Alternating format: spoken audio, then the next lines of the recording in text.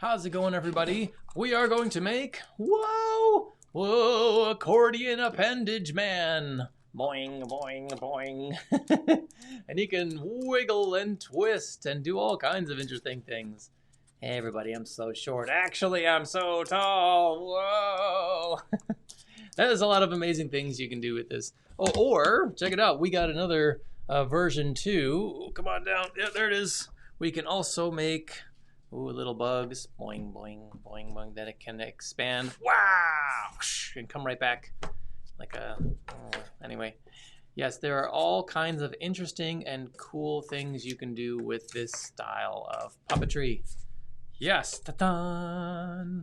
Okay, so to make an accordion appendage puppet, this is what we're going to need. We're going to need 1 sheet of construction paper, okay? You can use regular paper also if you wish. We're going to need some scissors and definitely some tape. We're also going to utilize count them, 2 rods. So these can be chopsticks or bamboo skewers or pencils, whatever like long things you got, okay? I would say in this case, the longer the better, okay? Popsicle sticks may not cut it, but you could try. And of course, as always, you can use crayons or markers, something to draw with. All right. First thing we're gonna do is take your construction paper, or paper, whatever you got, and we're going to cut it in half. How can we make sure this cut is even? Well, let's fold this paper in half first. So fold in half so that the edges line up as perfect as you can. And then just kind of mush the crease on this side into place. And we're just kind of smoothing that out until, ta-da, look. There's a line. We're going to use that line as a guide and cut right down that line so that we have 2 pieces of construction paper that are exactly alike. Look at that. We're going to take one of these pieces, put it to the side, whoop, and we're going to focus on this one. Now, let's fold this piece of paper. How can we easily fold it? Well, we're going to fold it in half once. Okay, whoop. Just kind of mushing that. So look, just like we did before, okay? Now we're going to take each side and fold that in half too. Okay, so folded one side in half, folding the other side in half, just like that. Look at that. See, it opens up. Now we have 4 pieces, right? Now we're gonna fold each one of these in half too. So there's 1. I want to make sure that these folds stay straight. Okay, there's 1. I guess now we're gonna do it again. There's 2. Now we can just roll that over. There's 3 and 4, and you get the idea. 5 and so on until you have construction paper with all these beautiful folds on it. See that right there? Okay, now very important. We're not making a puppet that curls up into itself all the time. We want to make a puppet with that accordion hinge. So, starting with the very top piece, okay, you're gonna fold it in half, right? And you're gonna fold it backwards. So I just did this. So I folded it this way once, and I folded it the other way backwards. Fold it forwards once, fold it backwards once. Forwards, backwards, forwards, okay? Until you get a shape that is like this, that is, ta-da, looks like a fan when you open it, or an accordion. Dun, dun, dun, dun, dun, dun, dun, dun. Okay, this is our accordion piece, all right? If you didn't get this shape yet, if it doesn't look like an accordion or like a zigzag when you open it, remember, with those creases, you have to fold 1 forward, 1 back, 1 forward, 1 back, okay, until you get this.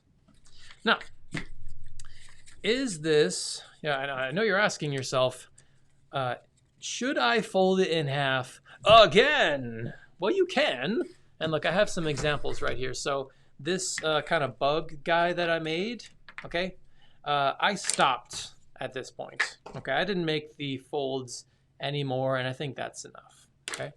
With this accordion man, I went one step further and folded the creases again, and he's a lot more versatile.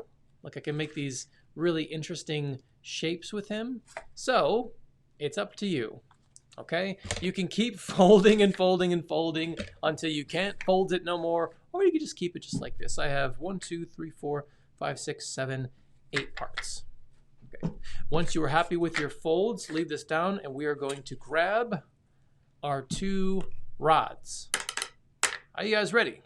We're going to take the rods and put them in the 2 folds way over here. Okay. If it doesn't, if it was like this, and you put the rods down and you're like, hey, wait a second, there's still like a bump over here, then just take your paper and just fold it, or flip it over, excuse me. Okay. Now I'm going to put those 2 rods right there, and we're going to tape them in. We're going to use a lot of tape, so check it out. We're going to take one piece of tape and tape the rod to the inside of this fold. And you know what, here I'm going to take another piece and put it on the bottom down here too. Okay. So I've now secured the rod to the inside. Check this out. Now I'm going to take this and fold it over just like so. And I'm going to take more tape and secure it there.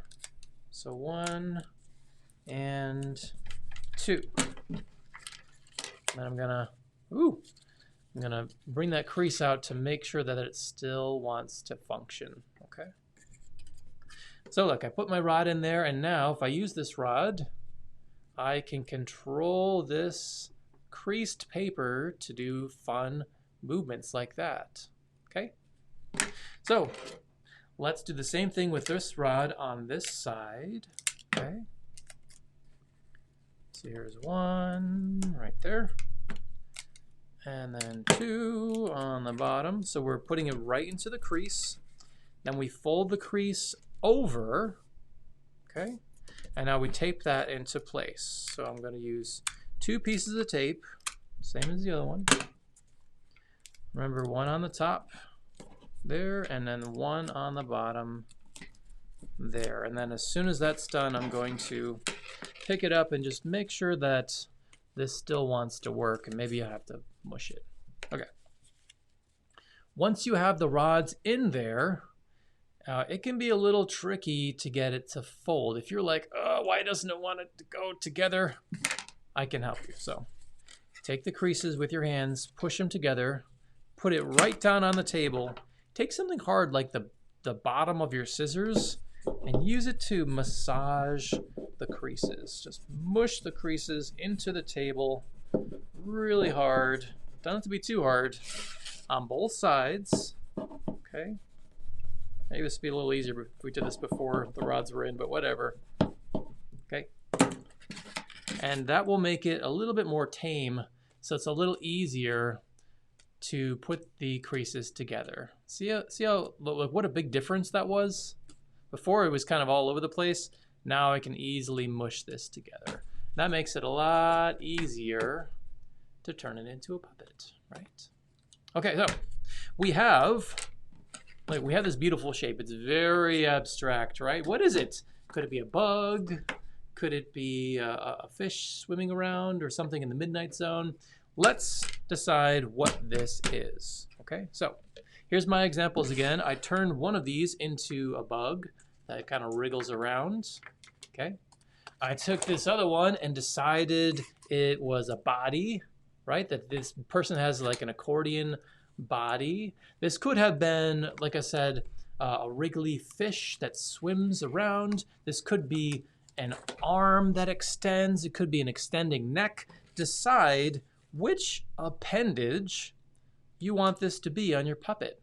Which part of your puppet is extending? Do you want a stretchy arm, stretchy neck, a stretchy body? Anything can be stretchy. Okay. Once you have decided that for yourself, what this puppet is going to become, then we can add the rest of it, okay? So come on down. Remember this piece of paper from before? We can now use it to make the rest of this puppet. I decided that I really want...